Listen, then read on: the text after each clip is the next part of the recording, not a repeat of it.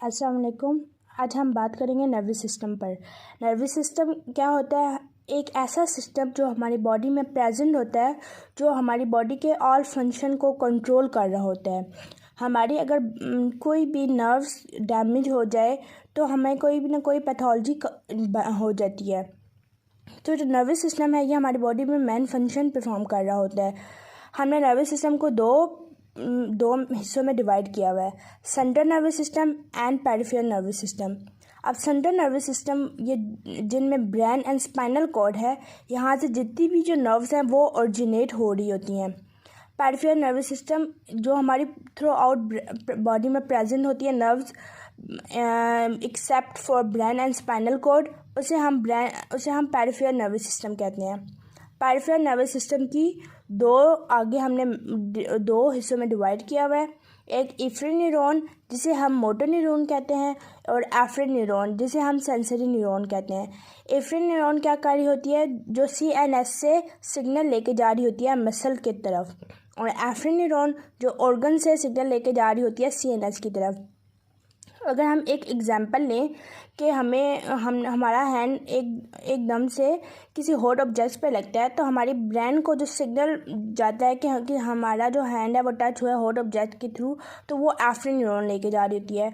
फिर जब हमारा ब्रेन उसे कमांड देता है तो वो CNS से जो आ रहा होता है सिग्नल्स आ रहा होता है वो मसल की तरफ आ रहा होता है कि हमने अपना हैंड को उस ऑब्जेक्ट से दूर करना है।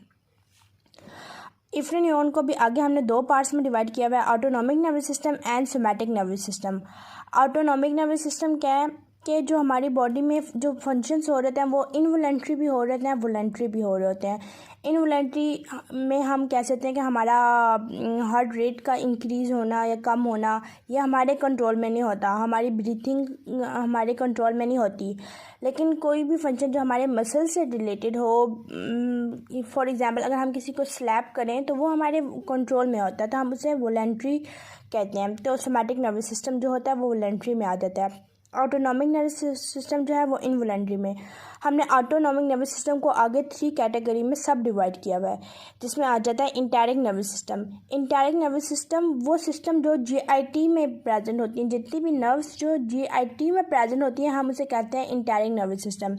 सिंपैथिक नर्वस सिस्टम वो सिस्टम जो हमारा फाइट एंड फ्लाइट मूड में डोमिनेट हो जाता है, जो एक्टिव हो जाता है। सिंपैथिक जो जब हम किसी स्ट्रेस में होते हैं या हम कोई ऐसी कंडीशन में होते हैं एक्सरसाइज वाली कंडीशन में, तो उस टाइम जो हमारा बॉडी रिस्पॉन्स कर रही होती है वो फाइट एंड फ्लाइट के तौर पे रिस्पॉन्स कर रही होती है। पैरासिम्पैथिक नर्वस सिस्टम जो हमारी बॉडी रिस्पॉन्स कर रही होती है नॉर्मल में, जब हम नॉर्मल कंडीशन में होते हैं तो वो हमारी बॉडी नॉर्मल अपने फंक्शन परफॉर्म कर रही होती है। अगर हम आगे आ जाएं तो अगर हम सिंपैथिक और पैरासिम्पैथिक नर्वस सिस्टम को डिटेल में देखें तो जो सिंपैथिक नर्वस सिस्टम है हम उसे फाइट एंड फ्लाइट कहते हैं। तो ये जो इसकी जो नर्व्स हैं जो ओरिजिनेट हो रही होती हैं वो थोरैसिक और लंबर रीजन से ओरिजिनेट हो रही होती हैं। तो हम इनको कंबाइन करके हम कहते हैं कि ये जो ओरिजिनेट हो रही होती हैं वो थोरैसिक और लंबर रीजन से ओरिजिनेट हो रही होती हैं नर्व्स। और इसमें अगर हम इसके फंक्शंस की बात करें तो हमें पता है कि ये फाइट एंड फ्लाइट है। तो अगर हम इसके एक दो फंक्शंस को अपने माइंड में रखें तो हम बाकी फंक्शंस भी खुद से इमेजिन कर सकते हैं। फॉर एग्ज़ाम्पल हमें पता है जब हम लोग स्ट्रेस कंडीशन में होते हैं या एक्सरसाइज कंडीशन में होते हैं तो हमारी हार्ट बीट ज़्यादा हो जाती है, हमारी ब्रीथिंग भी ज़्यादा हो जाती है। तो जब हमारी हार्ट रेट ज़्यादा हो जाती है, ब्रीथिंग भी ज़्यादा हो जाती है, तो जो हमारा डाइजेशन का प्रोसेस है वो क्या हो रहा होता है, वो कम हो रहा होता है, वो स्लो हो जाता है, क्योंकि हमारी जो बॉडी की एनर्जी है वो ज़्यादा यूज़ हो रही होती है हार्ट के रेट को इंक्रीज़ करने में, ब्रीथिंग के प्रोसेस को इंक्रीज़ करने में।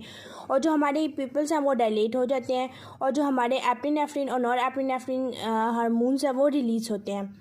इसके अलावा अगर हम पैरासिम्पैथिक नर्वस सिस्टम की बात करें तो ये रेस्ट एंड डाइजेस्ट सिस्टम है। इसमें क्या है, इसमें जो नर्व्स ओरिजिनेट हो रही हैं वो क्रैनियो सैक्रल रीजन से ओरिजिनेट हो रही हैं, जिसे हम क्रैनियल और सैक्रल कहते हैं।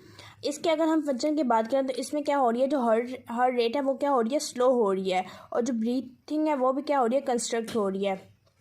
तो इसमें क्या है कि हम मतलब ये रेस्ट एंड डाइजेस्ट, जब हम नॉर्मल कंडीशन में होते हैं तो हम नॉर्मली ब्रीथ कर लेते हैं, नॉर्मली हमारी हार्ट रेट होती है नॉर्मल 72 जो हमारी बॉडी की नॉर्मल हार्ट बीट होती है वो 72 पर मिनट होती है।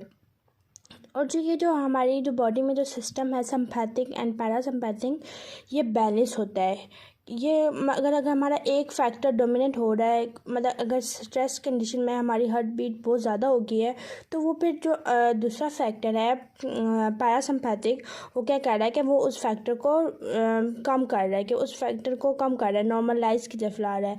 तो ये हमारी बॉडी में ना बहुत इंपॉर्टेंट रोल प्ले करते हैं सिम्पैथिक एंड पैरासिम्पैथिक सिस्टम हमारी बॉडी में प्रॉपर फंक्शनिंग करने के लिए। क्योंकि अगर एक फैक्टर बहुत ज़्यादा टाइम डोमिनेट रहेगा तो वो कोई भी पैथोलॉजी काज कर सकता है। इसके बाद हम अगर बात करें रिसेप्टर के बारे में, तो मतलब ये किस तरह सिम्पैथिक एंड पैरासिम्पैथिक सिस्टम एक्ट करता है हमारी बॉडी में, किस तरह हो रहा होता है। अब हमने जैसे देखा कि जो ऑटोनॉमिक नर्वस सिस्टम है, इसको हमने 3 कैटेगरी में डिवाइड किया हुआ था, सिम्पैथिक, पैरासिम्पैथिक में और इंटीरिक में। लेकिन इंटीरिक में तो हम जो GIT में से वही करते हैं। तो यहाँ पे हमने एक लिया हुआ सिम्पैथिक इनर्वेशन ऑफ एड्रेनल मेडुला, कि एड्रेनल मेडुला के ऊपर जो सिम्पैथिक सिस्टम है वो किस तरह एक्ट कर रहा होता है। अच्छा, जो इसमें क्या है कि हमें पता है कि न्यूरोट्रांसमीटर क्या होते हैं, वो केमिकल मैसेंजर होते हैं जो कि हमारे सिग्नल्स, जो हमारे नर्व्स में सिग्नल लेके जा रहे होते हैं एक नर्व से दूसरे नर्व्स में। तो अब जो सिम्पैथिक नर्वस सिस्टम है, एक है pre ganglionic state. Pre ganglionic state जो गैंग्लिया है, जिसे हम क्लस्टर ऑफ न्यूरॉन्स कहते हैं, जो उससे पहली वाली जो नर्व्स होती है उसे हम प्री गैंग्लियोनिक कहते हैं, और जो उसके बाद वाली होती है उसे हम पोस्ट गैंग्लियोनिक कहते हैं। और जो न्यूरोट्रांसमीटर है वो क्या कर रहा है कि वो सिग्नल लेके जा रहा है। अब अगर हम प्री गैंग्लियोनिक्स में देखें, तो जो हमारे पास न्यूरोट्रांसमीटर है वो क्या है, एसिटाइलकोलिन। वो किस पे रिसेप्टर पे बाइंड हो रहा है, निकोटिनिक रिसेप्टर पे। फिर वो दोबारा जब वो पोस्ट गैंग्लियोनिक वहाँ से न्यूरोट्रांसमीटर पास थ्रू होता है, तो वो उसका जो न्यूरोट्रांसमीटर है वो एसिटाइलकोलिन से नॉरएपिनेफ्रिन, मतलब जो अब पोस्ट गैंग्लियोनिक स्टेट में जो न्यूरोट्रांसमीटर रिलीज़ हो रहा है उसे हम कह रहे हैं नॉरएपिनेफ्रिन। और वो जिस रिसेप्टर के साथ जाके बाइंड हो रहा है उसे हम एड्रेनर्जिक रिसेप्टर कहते हैं। पैरासिम्पैथिक में क्या है कि जो दोनों न्यूरोट्रांसमीटर प्री गैंग्लियोनिक स्टेट में या पोस्ट गैंग्लियोनिक स्टेट में वो कौन से हैं, वो एसिटाइलकोलिन है, लेकिन उनके रिसेप्टर डिफरेंट है। प्री गैंग्लियोनिक स्टेट में उनका जो रिसेप्टर है उसे निकोटोनिक रिसेप्टर कहते हैं, और जो पोस्ट गैंग्लियोनिक स्टेट पे उसे मस्कुलिनिक रिसेप्टर कहते हैं। और जो सिम्पैथिक इनर्वेशन ऑफ एड्रेनल मेडुला है, उसका जो न्यूरोट्रांसमीटर है प्री गैंग्लियोनिक स्टेट में उसे हम एसिटाइलकोलिन कहते हैं, और रिसेप्टर को निकोटिनिक रिसेप्टर कहते हैं। तो उसके बाद जो एसिटाइल वो उसके बाद जब वो पोस्ट गैंग्लियोनिक न्यूरॉन में नहीं जाता, वो जो है वो क्या कहता है कि एसिटाइलकोलिन वो हमारी बॉडी में एपिनेफ्रिन, उसके बाद वो एपिनेफ्रिन रिलीज़ कर देता है हमारी ब्लड में। फिर वो जब जाकर बाइंड करता है वो एड्रेनर्जिक रिसेप्टर के साथ बाइंड करता है। हमने कहा था कि जो सोमैटिक है वो वॉलंटरी कंट्रोल होती हैं। तो सोमैटिक में ना कोई भी गैंग्लिया इन्वॉल्व नहीं होती, उनमें सिंपल एक न्यूरोट्रांसमीटर रिलीज़ हो रहा होता है, और निकोटिनिक रिसेप्टर जो कि स्केलेटल मसल्स में प्रेजेंट होते हैं उस पर जाके बाइंड करके फंक्शन परफॉर्म करता है। हमने कहा कि जो प्री गैंग्लियोनिक रिसेप्टर हैं वो क्या है, निकोटिनिक है। जितनी भी हम सिम्पैथिक या पैरासिम्पैथिक या सोमैटिक देखें तो जो प्री गैंग्लियोनिक रिसेप्टर है वो क्या है, निकोटिनिक रिसेप्टर। सोमैटिक में तो सॉरी रिसेप्टर गैंग्लिया नहीं होता। और जो न्यूरोट्रांसमीटर है प्री गैंग्लियोनिक में वो कौन सा है, एसिटाइलकोलिन।